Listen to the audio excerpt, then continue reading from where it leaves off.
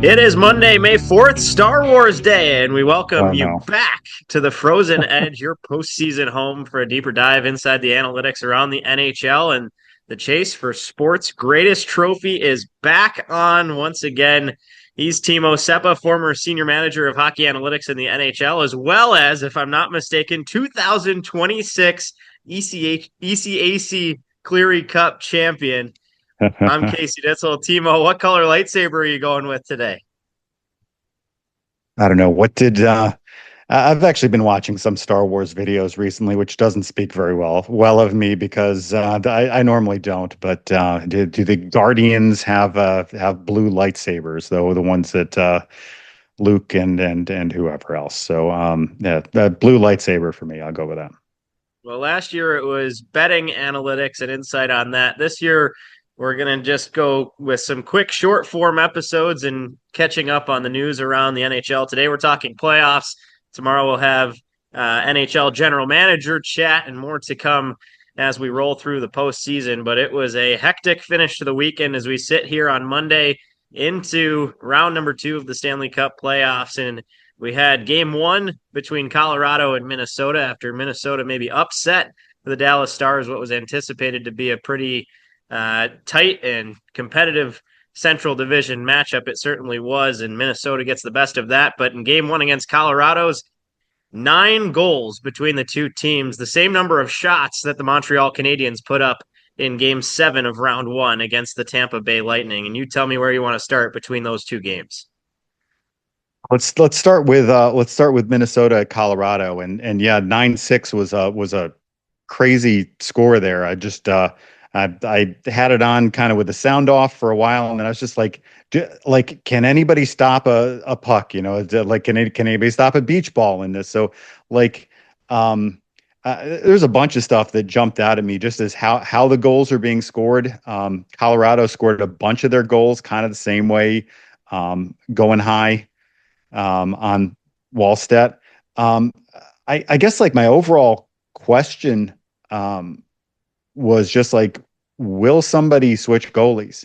Um, Both teams have relatively solid number two goalies. So it was interesting. Like, typically you might see 4 or 5 goals. You might be looking for a switch. I guess like maybe if the game is tight, maybe does that show that you're panicking if you're the coach that's pulling your goalie first? It was I kind of get it and kind of don't in that it is kind of obviously the ninth goal Colorado scored was an empty netter, but for a goalie to give up 8 goals and to still be left in, what do you think about that, Casey? Like, what's your sense of that?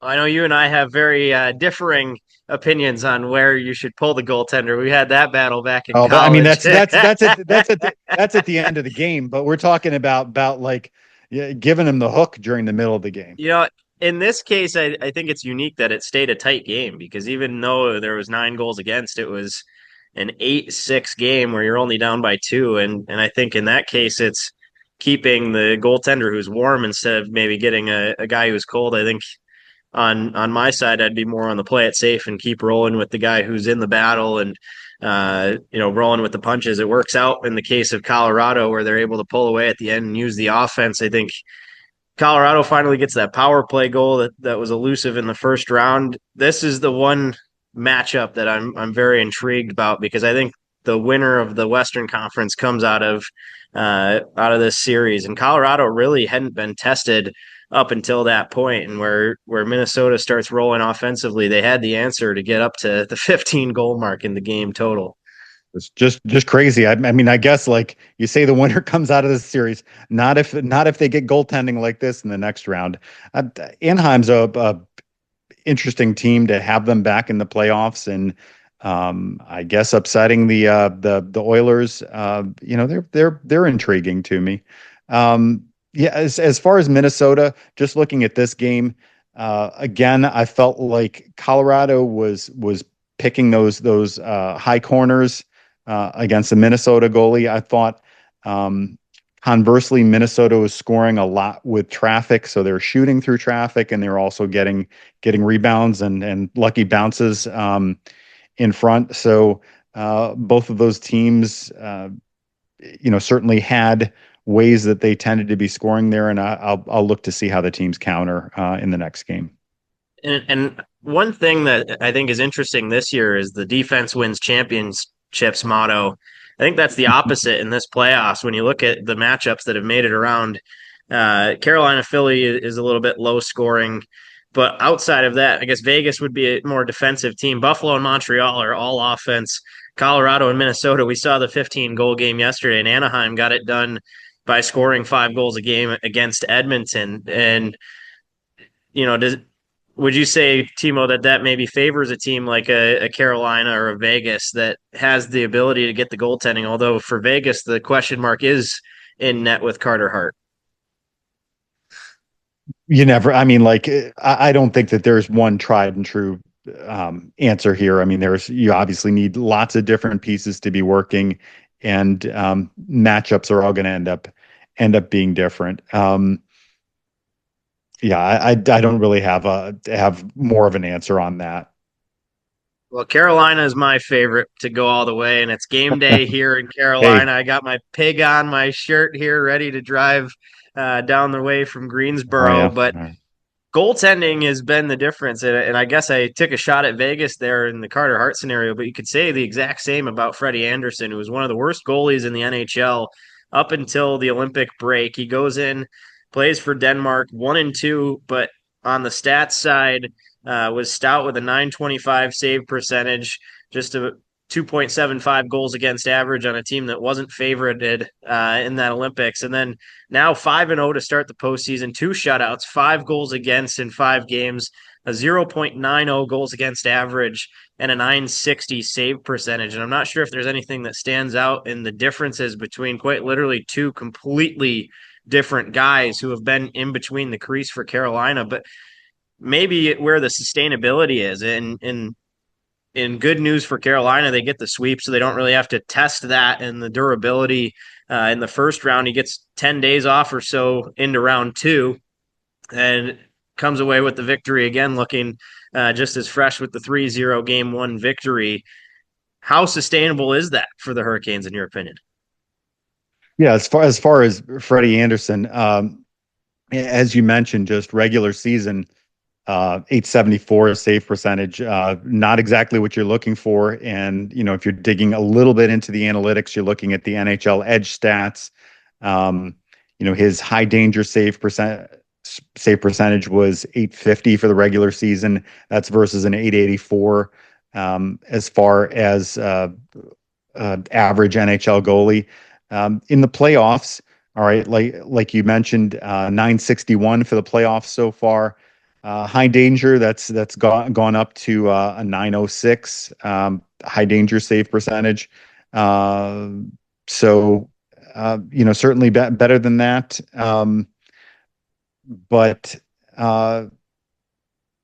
yeah, as far as like, is that going to stay uh, the same throughout? It's hard to know. We're talking about small sample sizes.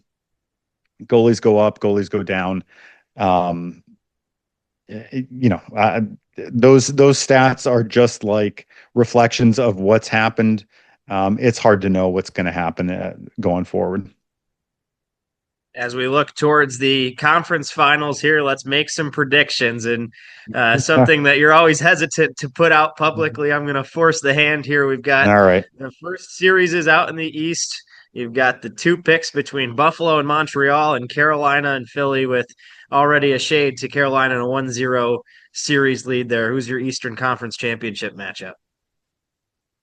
I guess I'd need to go with Buffalo against Carolina. Um, Buffalo's, since the middle of the season when they did the GM change, they've been strong throughout. They won their division, and looked strong against Boston. Montreal eked things out against Tampa Bay. I mean, only 9 shots in that game. A couple fortunate bounces, and they end up advancing. So like Buffalo over Montreal, and who's not going to like Carolina over Philadelphia? I mean, obviously anything can happen, but you'd think that that's going to be your matchup. I think Carolina is going to get it done in 5 games here. I've got Montreal coming out of Oh yeah, that Atlantic division, and I think Boston isn't was that the not the Adams? same That's the Adams test. division from when That's when I right. was a youngster. Old That's Adams right. division foes. Yeah. But I think, I mean, Tampa Bay was up there for being a consensus Eastern Conference favorite, and Montreal has the offensive power. They showed the defensive capability in some low scoring battles, and I think we saw certain glimpses of Buffalo struggling against a Boston team that I don't think compares to the level of strength in the offensive side that Montreal stacks up against. I think this is going to be a very high scoring series, but I think Montreal is going to squeak it out in 7 games. And I think it's going to go to the wire. It'll be a long series here. Let's go out west.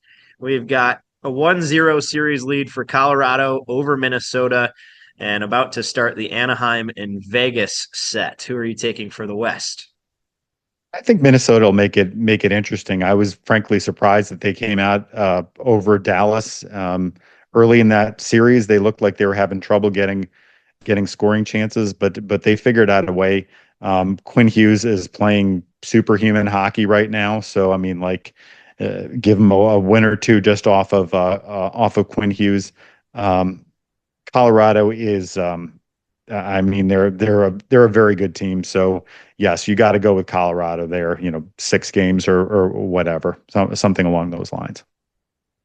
I got Colorado in 6 as well out of that one.